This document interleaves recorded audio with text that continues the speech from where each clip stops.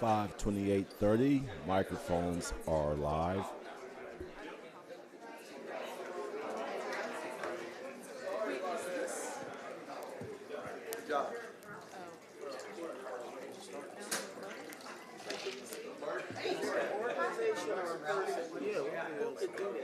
Say, hey, go buy whatever you was going to spend on it.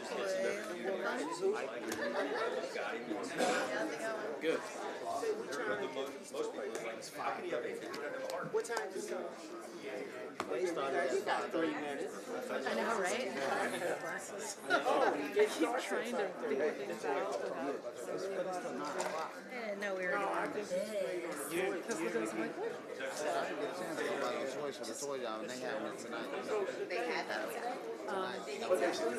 I'll allow it. I thought you only sent the post that said, They was gonna have it Sunday. Gonna have it Sunday, then but he didn't give you the new date. And then I said, I put in the message to Roy, we needed some money there. Good, thank you. That's the best way to start. He said he wanted us to buy it. Oh, my. It's my first time. Yeah. One more minute. My first time getting the big books. Big budget. The chair will call the December 16, 2025 meeting of the City Council to order. Please rise for the Pledge of Allegiance. I pledge Allegiance to the flag of the United States of America and to the republic for which it stands, one nation, under God, indivisible, with liberty and justice for all. Clerk Redpath, can you please call the roll? Yes, ma'am. Alderman Cox. Here. Alderman Gregory. Here. Alderman Williams. Here. Alderman Rockford. Alderwoman Purchase. Here. Alderwoman Natriano. Here. Alderman Carlson. Here. Alderwoman Conley. Present. Alderman Donlin. Here. Alderman Hanauer. Here. Mayor Busher. Present. You have a quorum, Mayor. Thank you, Clerk Redpath. The civility pledge: in the interest of civility, I pledge to promote civility by listening, being respectful of others, acknowledging that we are all striving to support and improve our community, and understanding that we each may have different ideas for achieving that objective. The next item on the agenda is docket number 2025-044 for the property located at 2901 South Grand Avenue East. The petitioner is Parveneer Group LLC, doing business as MJ's Fish and Chicken Express. The present zoning classification is I-1 Light Industrial District, Section 155.040. The requested zoning relief is reclassification to B1 Highway Business Service District, Section 155.033. The Springfield-Sangamon County Regional Planning Staff recommendation is approval. The Planning and Zoning Commission recommendation is accept the staff recommendation for approval. The chair will now entertain a motion. Mayor, I would like to approve the Springfield Planning and Zoning Commission Second. recommendation. We have a motion and a second to approve the Planning and Zoning Commission recommendation. Any discussion from the alders at this time? Seeing none, the voting will now be open. All those in favor of the motion, please vote yes. All those opposed will vote no. And the motion passes with 9 voting yes, none voting no. The next item on the agenda is docket number 2025-045 for the property located at 701 South Dirksen Parkway. The petitioner is JJ9 Properties LLC. The present zoning classification is I-1 Light Industrial District, Section 155.040. The requested zoning relief is a conditional permitted use pursuant to Sections 155.040C12, conditional permitted uses in the I-1 Light Industrial District, adult use cannabis craft growers and infusers, 155.211.9, adult use cannabis craft growers, 155.040C14, conditional permitted uses in the I-1 Light Industrial District, adult use cannabis transporting organization or processing organization, 155.211.10, adult use cannabis transporting organization or processing organization, and 155.040C12, conditional permitted uses in the I-1 Light Industrial District, adult use cannabis craft growers and infusers, 155.211.12, adult use cannabis infusers, and 155.492, conditional permitted use.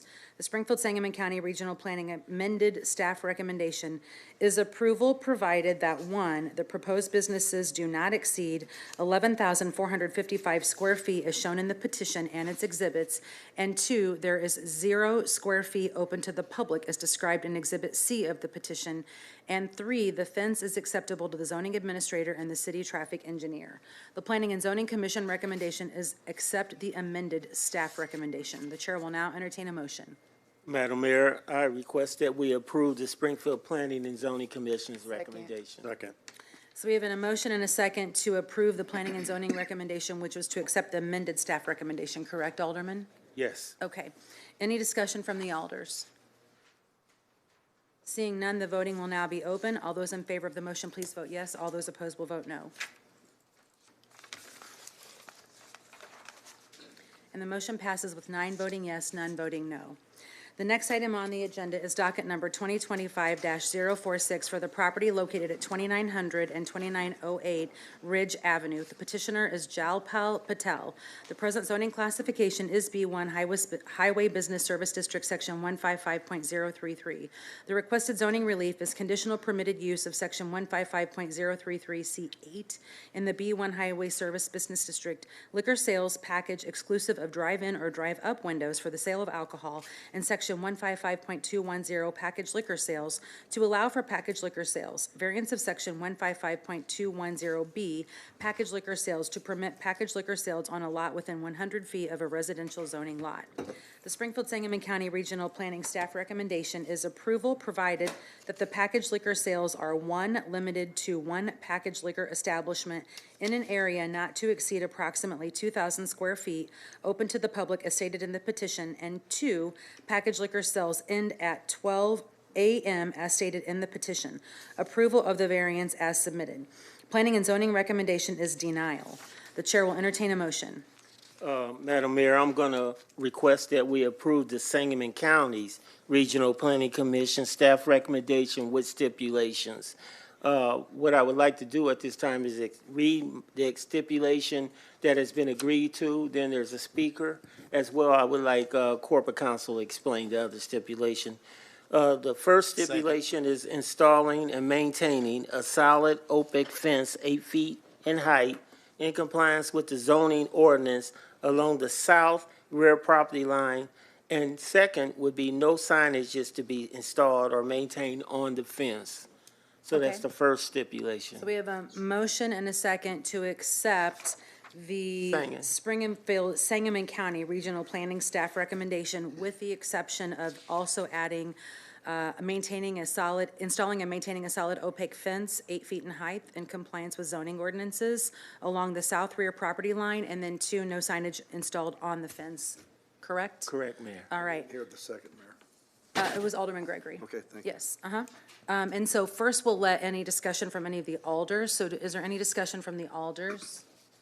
Seeing none, would you like corporate counsel to speak before the speaker Yes, I comes would up? like to deal with the other Yes. two, So- other two stipulations. Yeah, so there was also a question as to whether or not the conditional permitted use would be granted only to this owner. And what I explained to Alderman Williams is the conditional permitted use will run with the land. So there's a liquor license that's also that's been applied for that this property is going to receive. The way that they can serve alcohol is through that conditional permitted use. If the land were to be sold, it would be sold with that conditional permitted use, or if the ownership of the establishment were to change hands, while the conditional permitted use would run with the land, the liquor license would not, because that is given to the owner. And so if there's a change of ownership, then there would need to be a new liquor license associated with the premises. Okay. Is that good, Alderman? Correct, that is good, yeah. After corporate counsel's explanation, is there any discussion from the alders at this time? Yes, Mayor. I Alderman just want to Williams. touch basically, there was a third stipulation dealing with some water, dealing with a waterway. It was determined that that's not zoning, that's private, and that's something that currently exists and has existed for several years, and zoning can't correct it. It's the way I was told. Now, corporate counsel, you may word it better. That's right. So there's a private arrangement regarding drainage in the property. We as the city wouldn't govern or address that through our zoning process. However, the private property owners would have rights if the drainage was blocked or changed that caused flooding along those lines. Thank you. Thank you. Okay, so from there, we're going to go to citizens in advance who signed up to speak on this particular item. Are you guys ready? Oh, you want to go ahead and call? The person who signed up to speak is Joe Mercier. Is Joe here?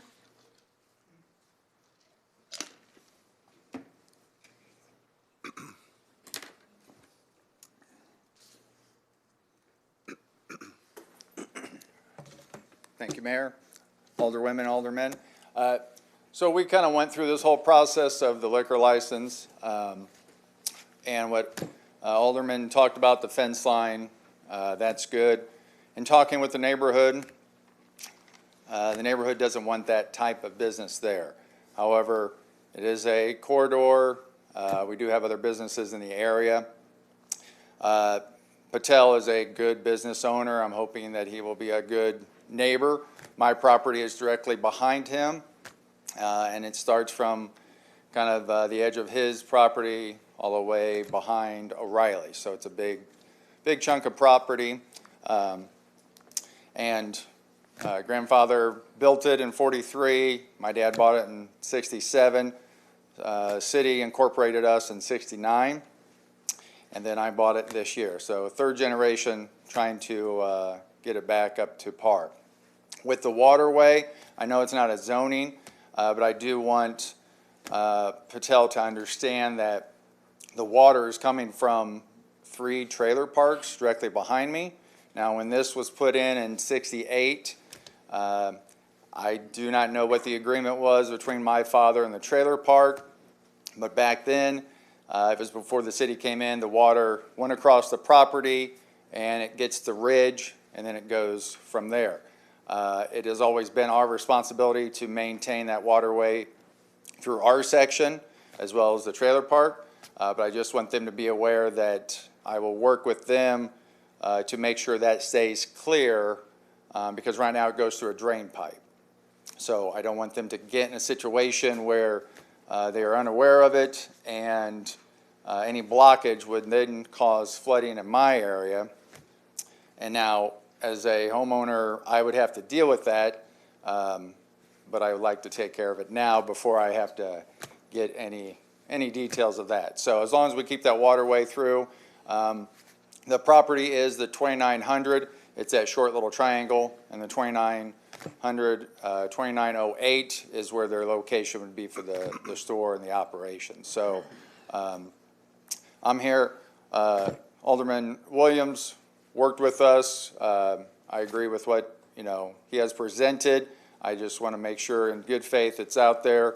It's public record, and just so I can be a good neighbor and that they have all the information just so they can go from there. Thank you, sir.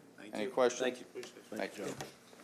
Any discussion from any alders? Yeah, I would just say, to get out of these kind of, and it's not to you, sir, it's just general. I'm hoping they listening. So out there is an area, Mayor, where right across the street is county. A lot of county lots. Some of this, where that water goes through and those ditches, I guess, they get caught. We don't maintain them. It's not public work, it's county. So how to solve this, people, is to come on in. We need to go ahead and do an annexation and and bring them on in to the ward to help clear up some of these things that happened years and years ago, because our city has truly way past where the farm is, and where I could see when you was a little boy, that probably was the edge of town, and it was nothing but farm. But since then, we're way past Sangamon Avenue and way out there. So I just wanted to say that, Mayor. Thank you. Okay, thank you. Any other alders have discussion?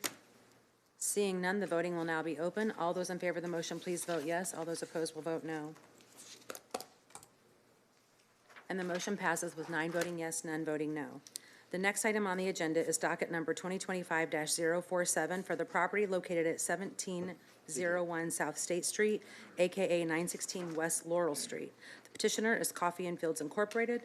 Present zoning classification is S2 Community Shopping and Office District, Section 155.031. The requested zoning relief is conditional permitted use pursuant to Sections 155.031C3 and 155.200 to permit the operation of a tavern with liquor sales by the drink, and 155.031C6 and 155.210 to permit the sale of packaged liquor. Variance of Sections 155.210B, packaged liquor sales, to allow packaged liquor sales on a lot within 100 feet of a residential zoning lot, church, park, school, community facility, or commercial daycare center, and 155.200A2 taverns, to allow a tavern on a zoning lot within 100 feet from a lot on which there is a residence, church, school, park, community facility, or daycare.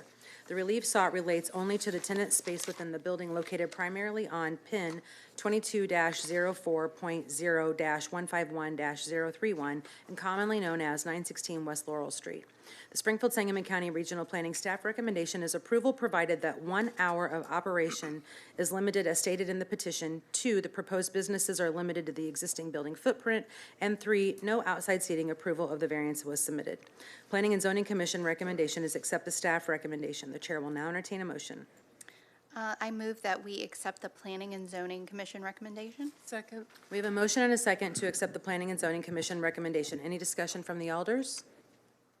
Seeing none, the voting will now be open. All those in favor of the motion will vote yes. All those opposed would vote no. And the motion passes with 9 voting yes, none voting no. The next item on the docket is 2025-048 for the property located at 501 South 13th Street. The petitioners is Dr. Edwin Lee Historical Building, Inc. The present zoning classification is R3B General Residence District, Section 155.018. The requested zoning relief is reclassification to R5B General Residence and Office District, Section 155.021.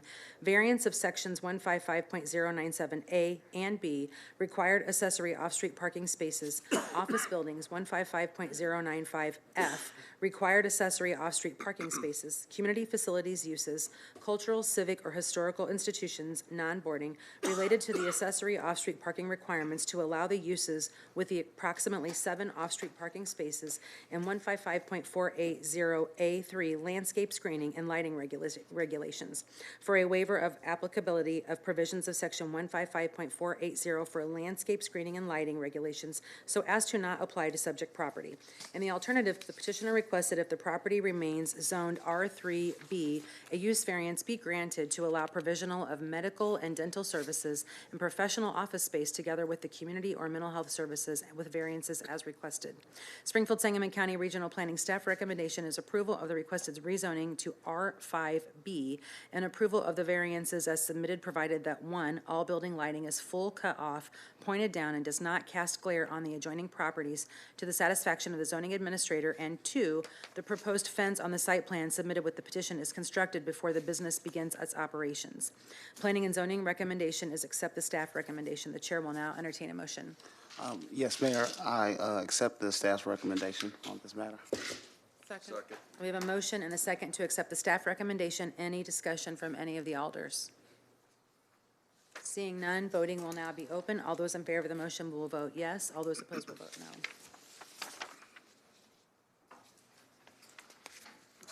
And the motion passes with 9 voting yes, none voting no. That does conclude the zoning portion of our meeting. The chair will now entertain a motion to go into executive session pursuant to Section 2C1 and 2C2 of the Open Meetings Act to discuss the compensation of specific employees and collective negotiating matters. So move. We have a motion and a second. We are adjourning into executive session. All those in favor? Aye.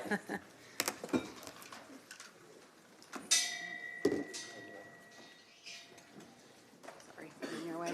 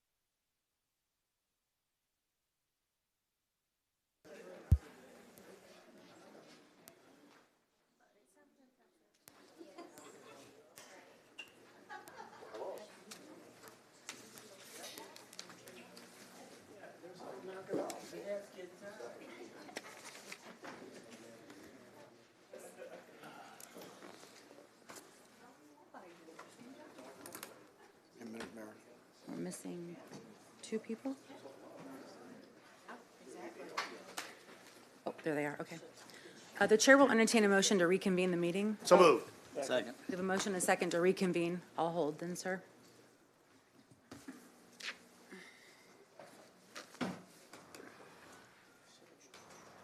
All those in favor of reconvening the meeting, please say aye. Aye. Those opposed, nay. We're just waiting for the clerk to get back signed on.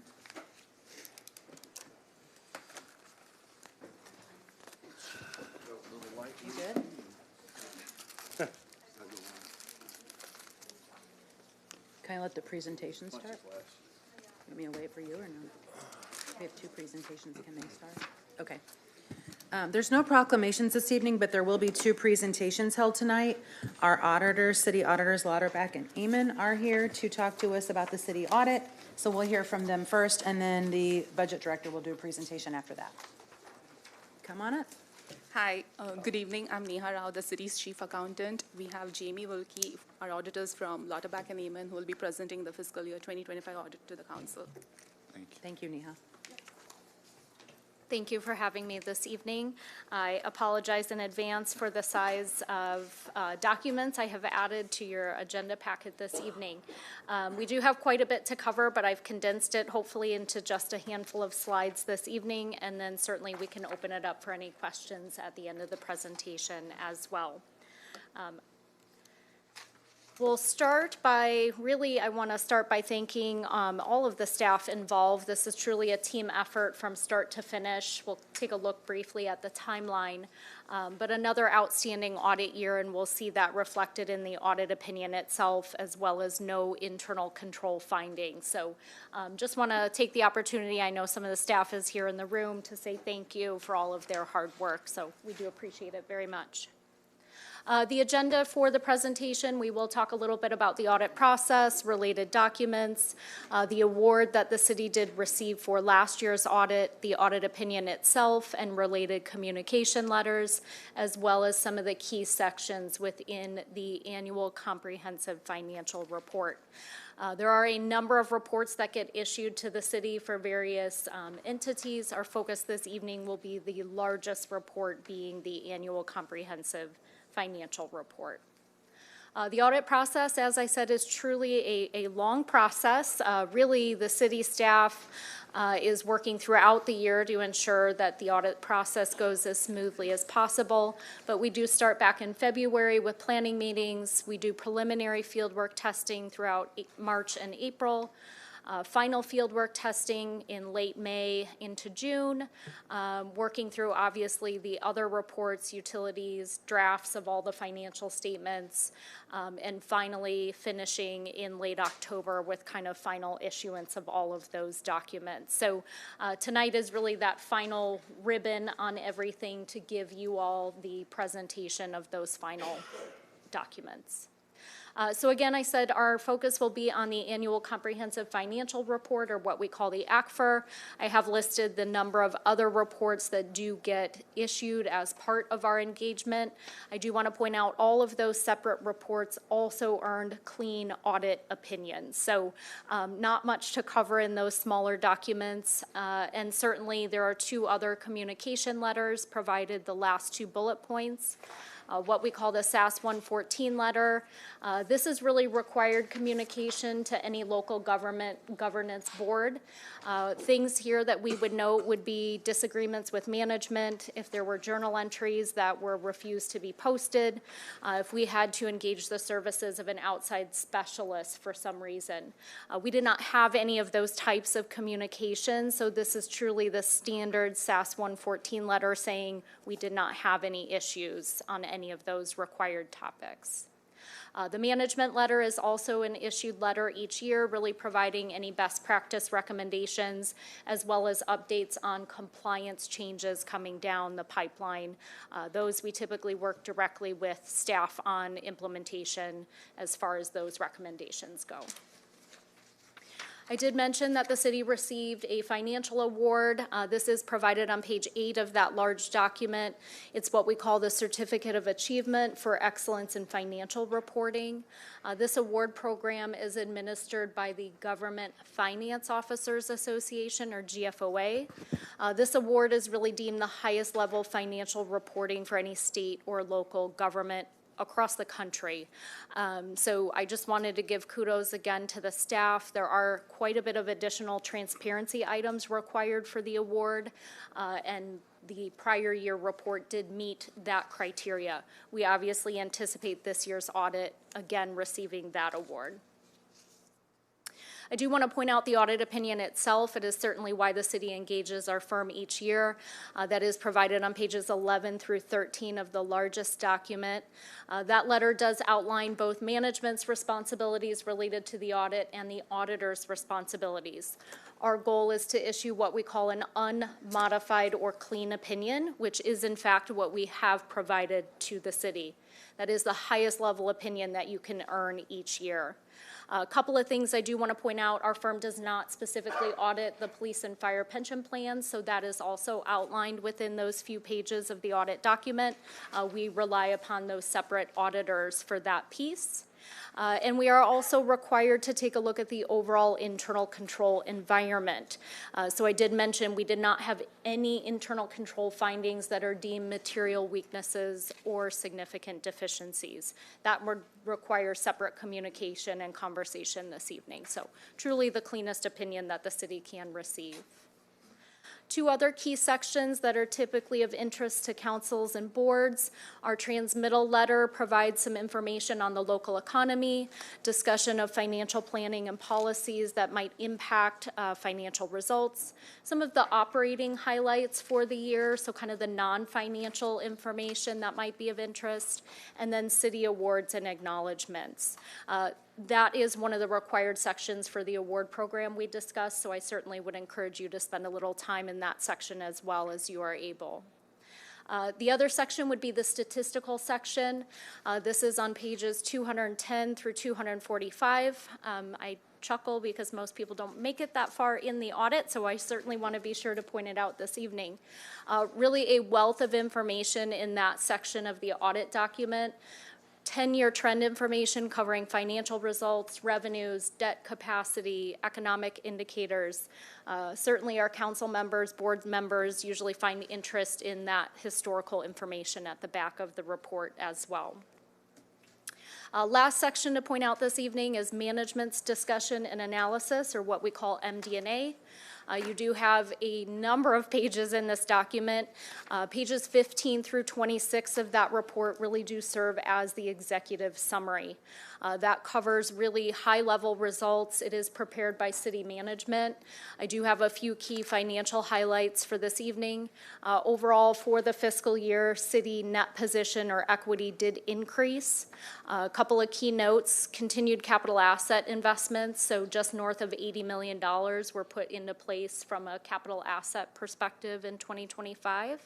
And we also saw long-term debt-related items kind of roll off the balance sheet as well. So those long-term debt items were reduced by over 7% during fiscal year 2025.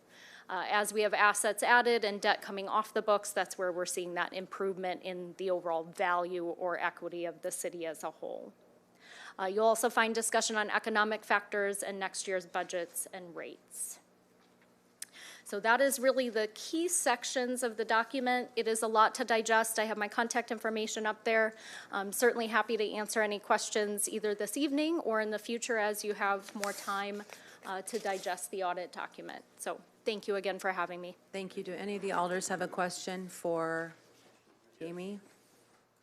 All right. Thank you very much. Thank you. Perfect.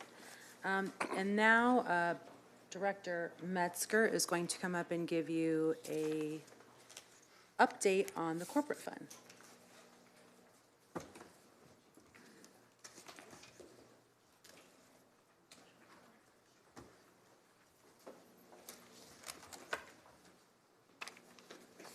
Okay.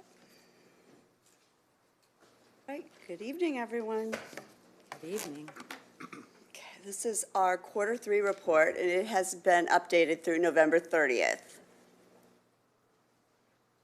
Okay, everybody can see that? Okay, so I know it's hard to see, there's a lot on this. If you look at the light blue, you will see that that is our fiscal year 26 budget. And then the red line is our fiscal year 26 actual, and this is for the corporate fund revenues. The navy blue, or black, I think it's navy blue, is the 26 current estimate.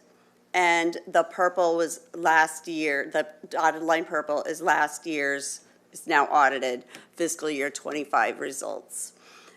You will see by looking at this that the fiscal year 26 versus the 26 budget, we are right on target.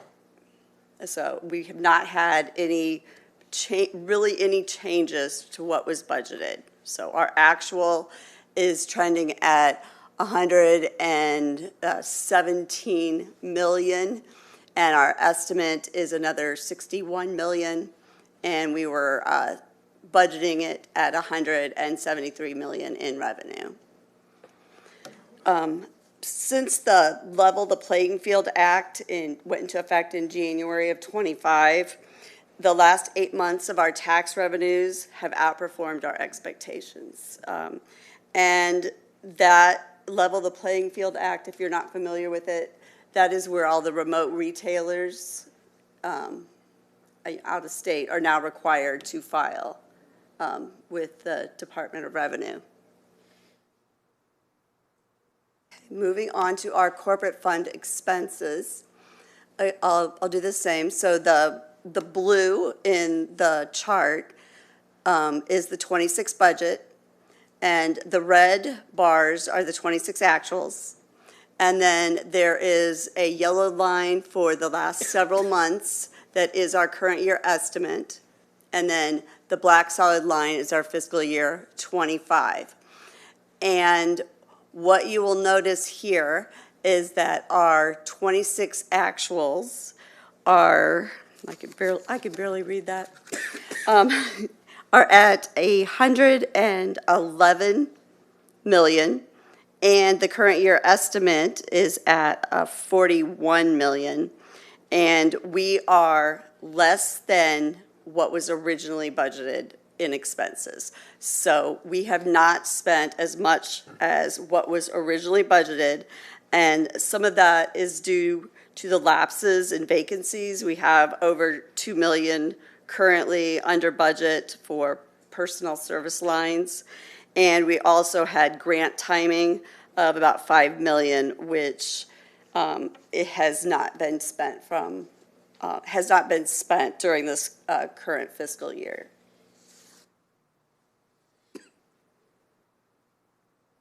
And our corporate fund monthly fund balance for fiscal year 26, our audited fiscal year 25 ending fund balance was 66.4 million, which is 37.8% of our total fund balance as a percentage of expenditures, where 36.20% of that was unassigned fund balance. So there was a portion of that which was already reserved, but 36.2 unassigned fund balance. For fiscal year 26, our expected fund balance is going to increase to 70.8 million. Does that include our ARPA money? No, we have excluded ARPA. Now, in the cash balance, the ARPA money is included in this cash, but it is not included in the revenues and expenses. For our corporate fund monthly ending cash balance, let's see. That green is not easy to read, I see in here. So we ended the February of 25 at 58.7 million, and we currently have 62.1 million in corporate cash, and we are estimating ending the year at 58.7. So fiscal year 26 is estimated to end exactly at the same as fiscal year 25's actual.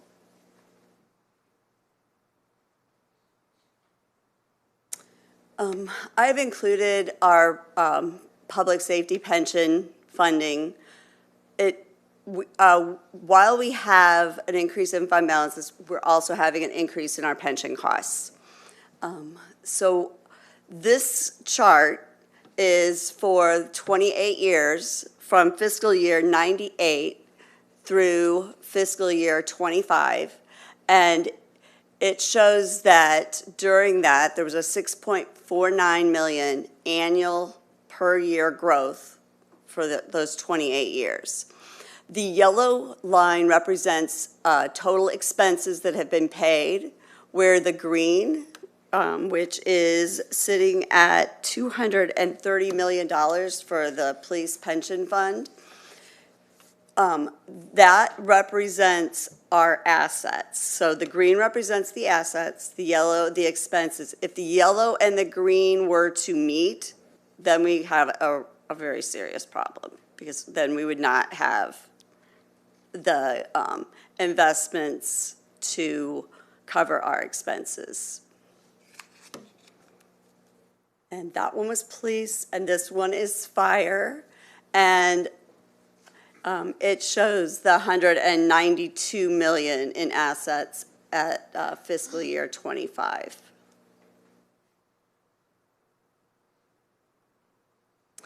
And then this pension funding shows our shortfall versus our levy. And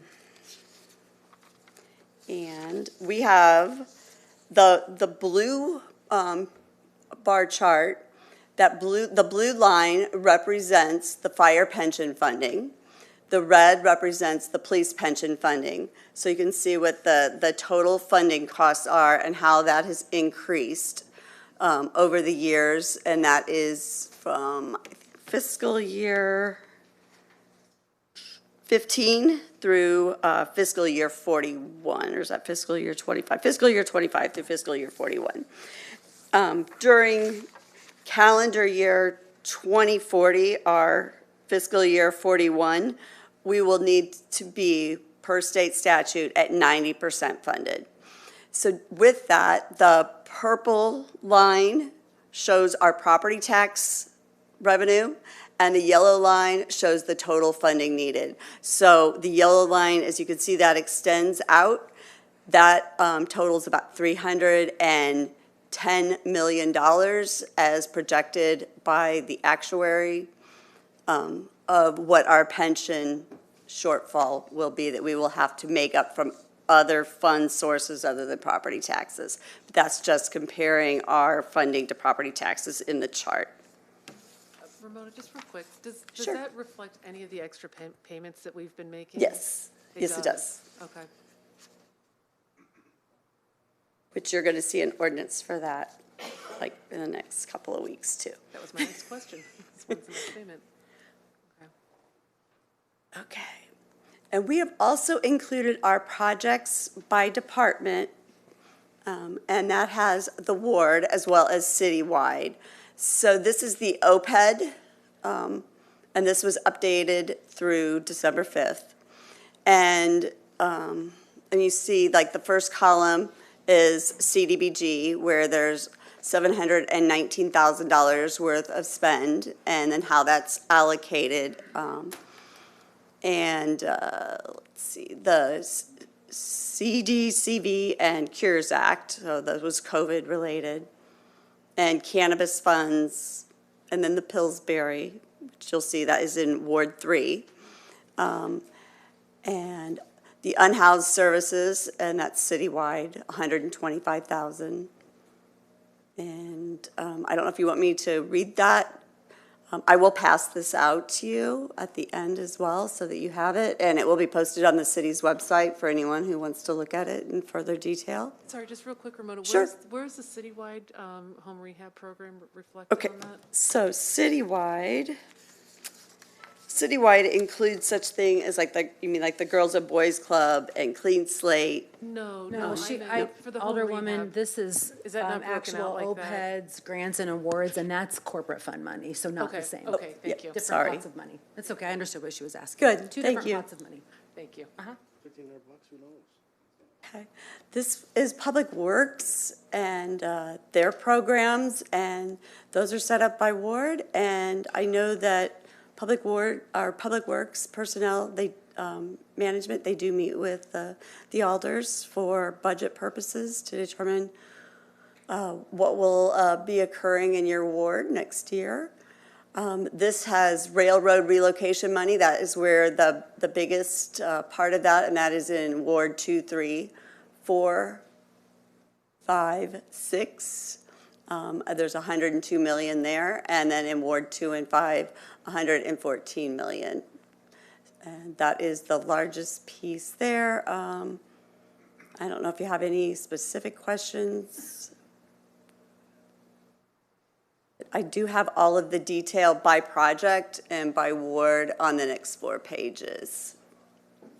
So you will be able. Organized by ward, so it'll be easy for you to look at as aldermen and women. And then I have the CWP Water Department projects, and there's 3 pages of those. And those are also broken out by ward.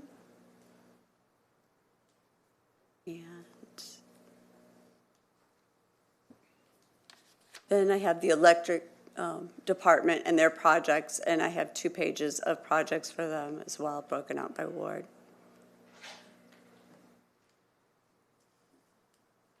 Does anyone have any questions? I know it's a lot. It's from any alders. Can we get a copy of this on paper? Yes, I've got it for you. I'll hand that out.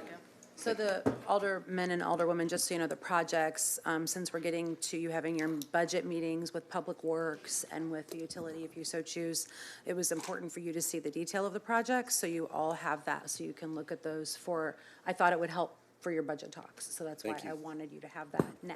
Wonderful. Right. I like that. Thank you. Thank you, Director. I like that. The chair will now recognize Treasurer Redpath Fager for the presentation of the financial report. Thank you, Madam Mayor. The Treasurer's report for the corporate fund for the month of November. Beginning balance is $60,927,748. Total receipts of $11,652,162. Total disbursements, $10,420,320, which left the corporate fund ending balance for the month of November at $62,159,590.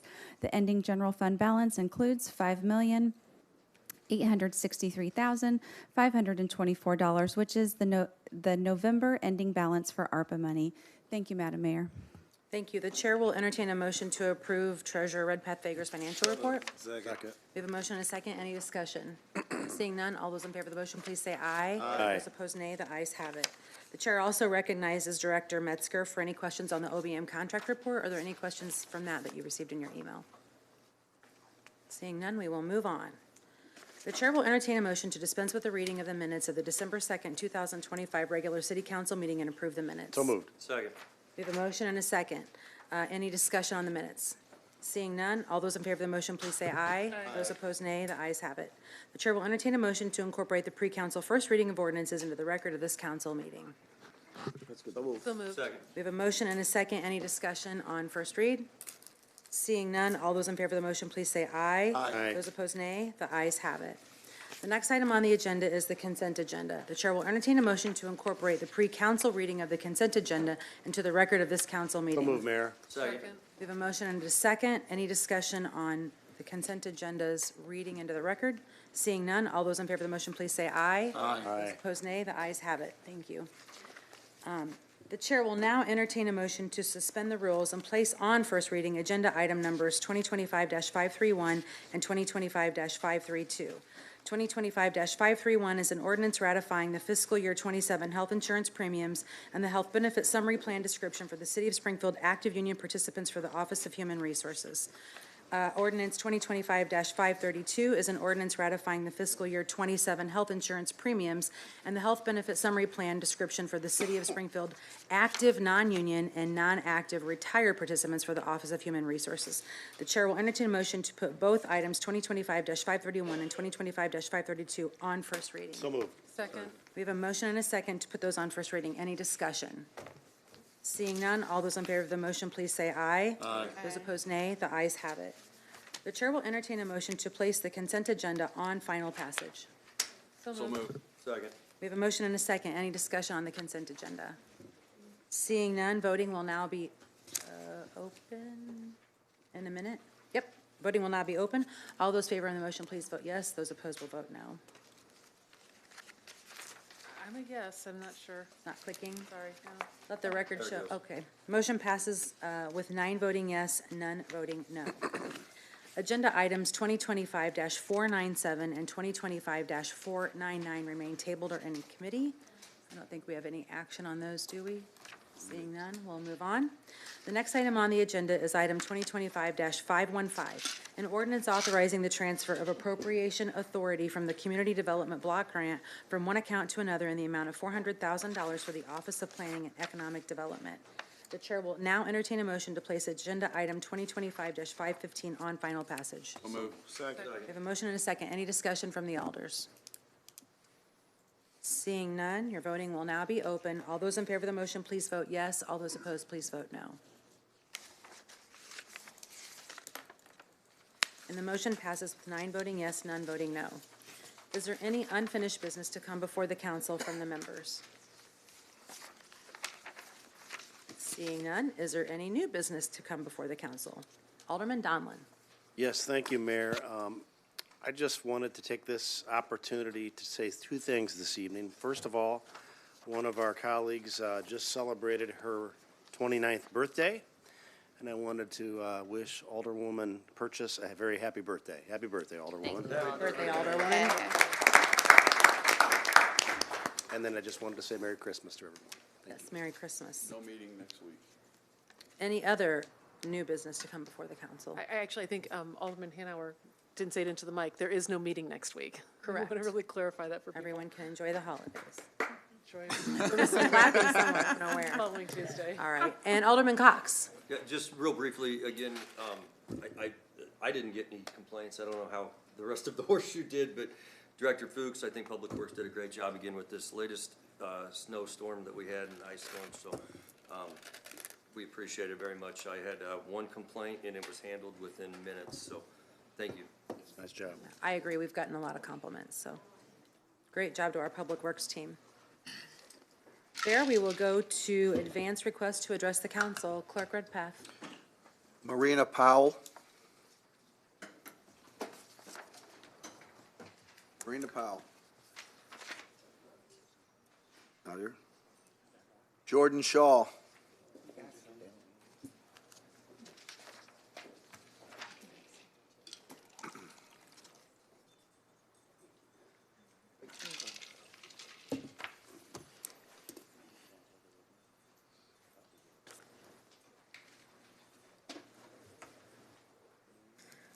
Good evening. Good evening. Wait, can I be heard? Okay, it sounded a little low. Good evening, everyone. I just wanted to come up here and just talk about decorum in general, because for the last few weeks, I've noticed that, not pointing any fingers, but some people in the horseshoe have been disrespectful to other people in the horseshoe and disrespectful to people who were coming up on their own free will and speaking to the horseshoe. Now, I understand things are very heated, and I understand that you guys would rather be anywhere else. And more often than not, a couple of older people, not naming names, will just not be here for the public speaking, but I do appreciate those who have stayed. I'm just not really comfortable with the decorum speech at the beginning if it's going to just be ignored halfway through, especially to each other. Because if you guys are working to better Springfield, then you shouldn't be interrupting other people when they're trying to figure out what to do. And also, I've noticed respectfully a lot of back and forth where in one breath you'll be silencing an older person when they're trying to get more information, and then in the same breath joking with another person. And you can clearly tell who's on whose side. I get it. It's 2025. We all got our lines drawn in the sand. Cool. But I mean, y'all could work together just a little bit better and actually listen to your wards and your constituents. I mean, that'd be cool. And honestly, I just think y'all need to do a little better. Not everybody. Some of you are doing to the best of your abilities, and I get it. Sometimes you just want to get into your car and scream at the top of your lungs because you feel like you're doing so much and just staying in the same place. But yeah, just do better. Thank you for your time. Thank you. Salem Addison King.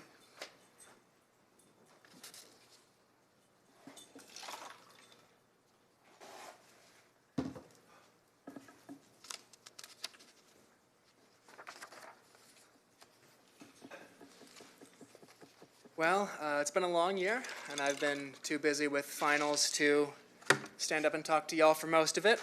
But I've been paying attention on YouTube, and I'd like to talk a little bit about a couple things we need to learn from this year.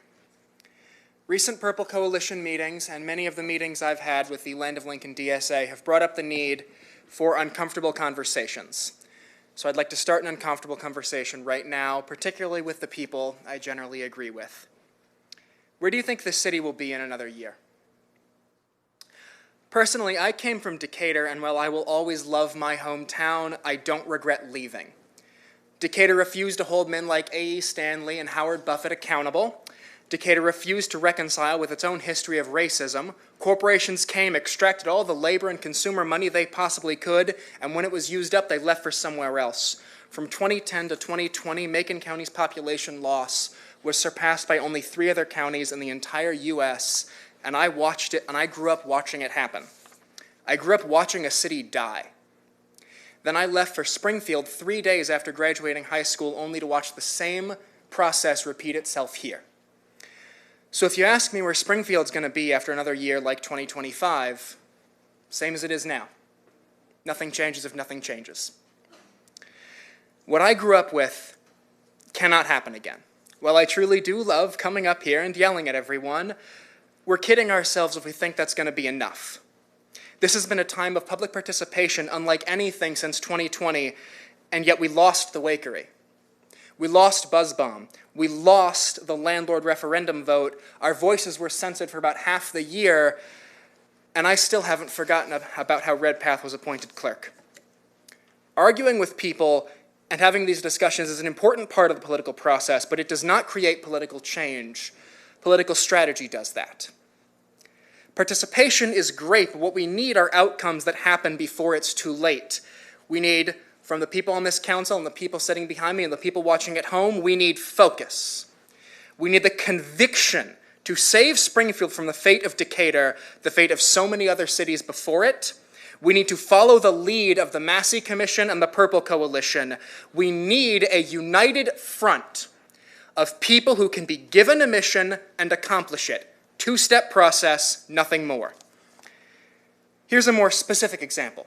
I've used to great success if the process is used, as it has been a couple of times throughout this year, one-by-one disruptions, which I've used to interrupt far-right meetings in the past. An audience member interrupts until they are removed. The meeting continues. Someone else does the same until they are removed. This goes on until you run out of people or the gavel snaps. With 20 people, you can delay something for an hour, over and over again. There's also direct action and mutual aid. With mutual aid and direct action, we don't need to wait for the administration. We can organize a tenant union and rent strikes. We can work with groups like Food Not Bombs and Intricate Minds and provide the people with what the city will not or cannot provide them. Know the process needed. As a closer, I'll use an example from our city's past. In 1840, during a meeting of the Illinois State House, Abraham Lincoln jumped out of a window to break quorum. Well, I do not recommend jumping out of any of these windows. Those doors ain't a far walk away. We don't have to show up if downtown and the east side are just going to get shafted again. These steps may sound drastic, but this country is not in reasonable times. We can't act like we are and still expect to win. We must set a precedent that this city has to work for everyone, or it doesn't have much of a right to work at all. If you think things can continue as they are, I ask you one more time, where is this city in another year? How many more businesses close?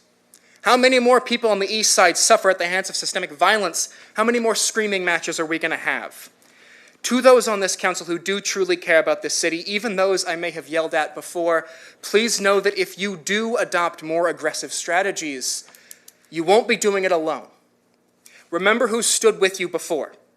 Remember when Alderman Gregory asked us to speak in favor of the Madison Park TIF in June, and we did exactly that. When Alderman Williams made the call for signatures on the Landlord Registry ballot referendum petition, both co-chairs of the DSA were doing so alongside nearly every other community member. We showed up. To those who do care about fixing the city, remember who stands with you and who votes against you in 2026. May we all have a Merry Christmas and a hungover New Year's. Then let's get to work. We've got a city to save. Brianna Day. I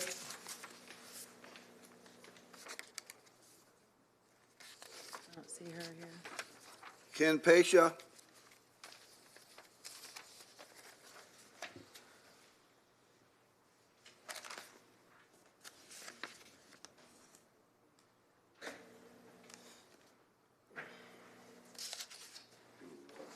If I can actually hand you guys something to give out to everybody. Joanna will Not a come down. visual aid, but it is like sort of a accompanying what I'm doing. She's coming down.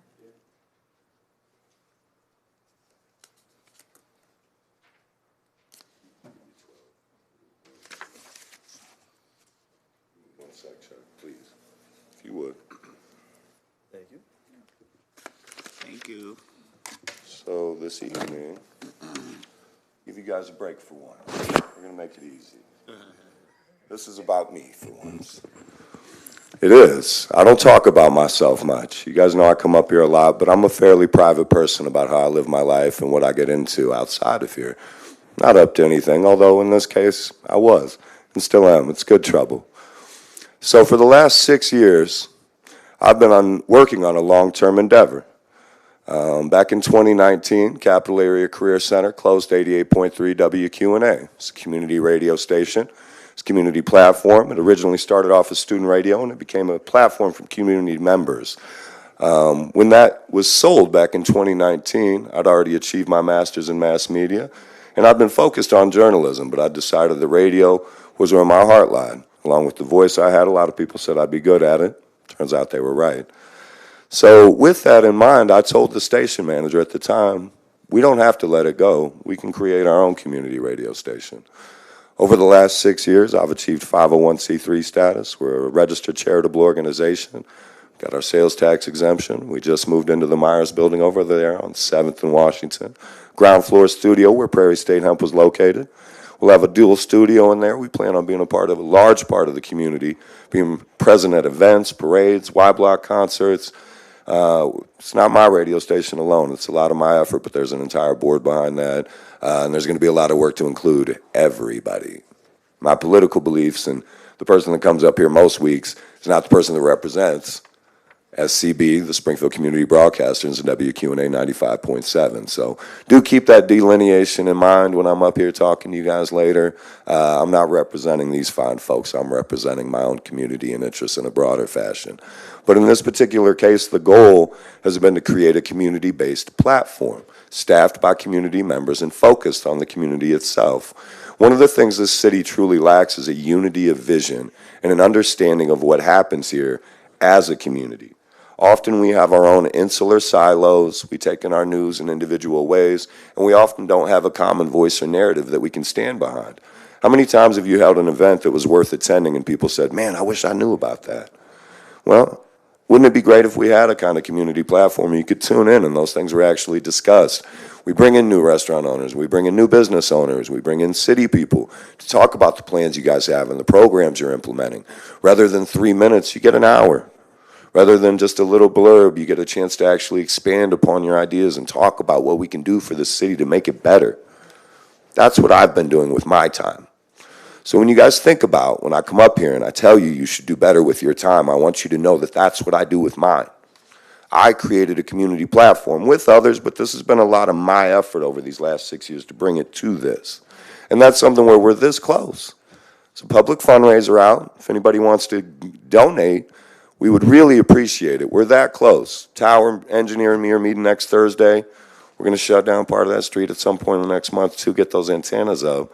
But by March, we plan on being on air and having 24/7 community staffed voices, shows, and interests. And that's something where I think that's something that's been missing a lot here is an identity for this city and a place that people can point to with a source of pride and look at it. Like I had folks ask me about my logo. Take a look at it. Take a look at those stickers. What do you see? It's downtown Springfield. Might be our boarded up window. Might be our slightly dying downtown, but guess what? That's just a photo. Look at how beautiful it looks now. That is an opportunity. That is the chance for us to move forward as a community to make things better. And something like that, where we have a common voice, a common platform, and a common idea of what we should be accomplishing, is truly important. I think that's the kind of thing that will make a big difference in our city for years to come, because it's not just my station, it's all of our station. It's our community's opportunity to have a real chance to talk to each other, to hear from each other in a way that isn't controlled by commercial interests or who paid the highest dollar to get our time, because that's not how things will be run at all. And I do have a pretty strong say in that. So I wanted to take my time this week to be a little bit selfish for once. I do tend to be very broadly focused, but this is something I've spent a lot of years on. I will never have children. This is my baby. And we're going to bring it to fruition. So I really hope that you guys will help participate in it. And when we do launch, that you guys will take great pride in it, much like I do, because it will be a great resource for our city. And I hope that you guys will take the time to stop by the studio, come in, ask questions, because that's what it's going to be there as a community resource. So thank you guys for your time, and I look forward to more. Thank you. Congratulations. Roy Walton.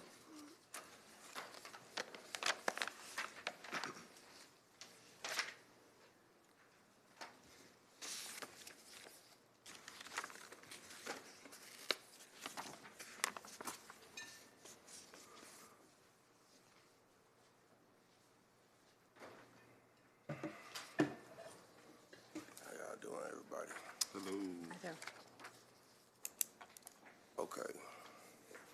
It's a conservators of the peace. Mr. Walton, can you just put the microphone more? There you go. Thank you, sir. Yeah. Conservators of the peace is a public official charged with preserving public order, preventing breaches of the peace, enforcing the law, especially in situations involving disorder or criminal activity. Duties that apply. Law enforcement authorities possess is, hold on. The authorities they possess are to prevent, suppress breaches of the peace, arrest offenders often without a warrant when an offense occurs in their presence, execute or enforce laws and ordinances, assist in maintaining the public order. They can call upon citizens for aid and survey or execute certain legal processes depending on the office.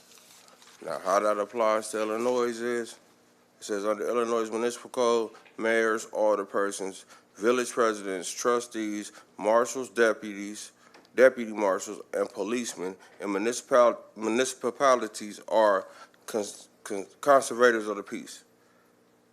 The statute says that after receiving a certificate showing completion of an approved training course, those persons have the power to arrest or cause to be arrested with or without process persons who break the peace or violate municipal ordinances or Illinois criminal laws.